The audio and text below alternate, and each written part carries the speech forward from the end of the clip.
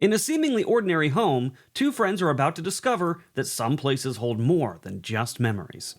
When the attic door is left open, the dark presence within begins to reveal itself, turning their everyday life into a spine-chilling nightmare. Hello, I am Erudai, and welcome to Moonskull. If you're looking for tales of horror, the paranormal, sci-fi, and the unexplained, then you are in the right place. I'll tell you 4,000 wonderful fear addicts, as well as the 30% of you closet horror buffs who still have not subscribed, the story I just mentioned. But first, let me show you how you can show us your support.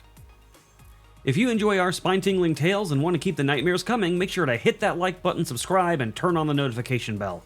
You can also support us by using the donation link on the screen, which can be found in the description of the video. Your support helps us keep bringing you these wild stories from the unknown. Now, let's dive into Dawn's chilling experience. Dawn was in her mid-20s when she decided to spend a few nights with her best friend Jess at the house rented by Jess's boyfriend Robert. The three-story mansion was full of character. Having once belonged to a doctor prior, it was a familiar space for both of them. But the charm of the house took on a sinister twist as renovations were underway.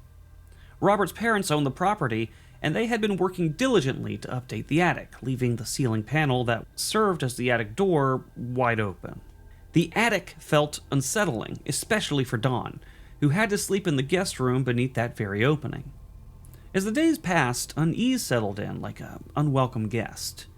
It was difficult for her to shake the feeling of being watched, especially with the attic door ajar just above her.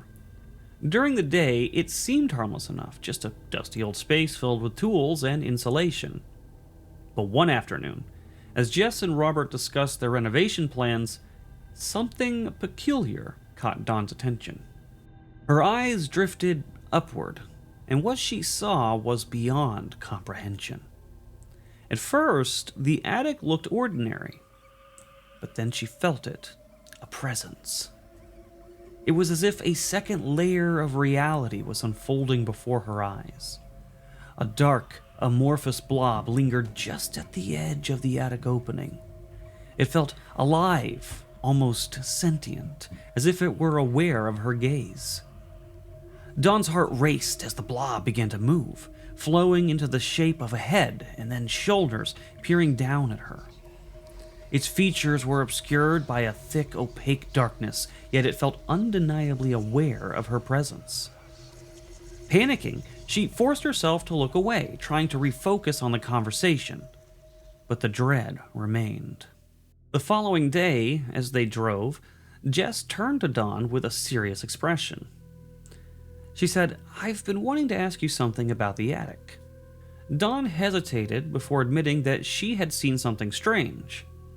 To her shock, Jess paled and revealed that she had seen the same dark shape in the attic.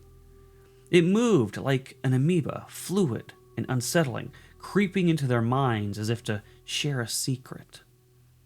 They exchanged terrified glances, realizing they had both encountered the same eerie entity, yet neither could articulate what it truly was.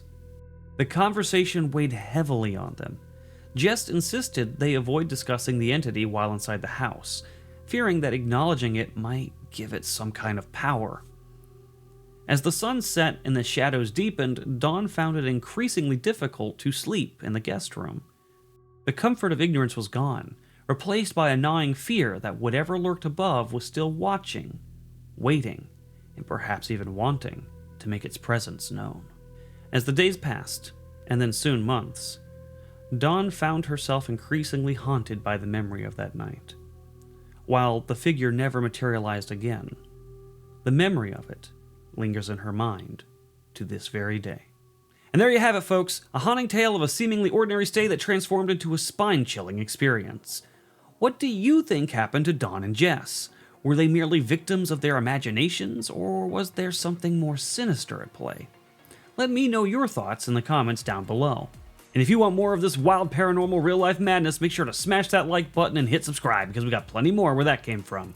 I'm Erudai, and until next time, stay curious, stay cautious, and remember, sometimes the scariest things are the ones we can't explain.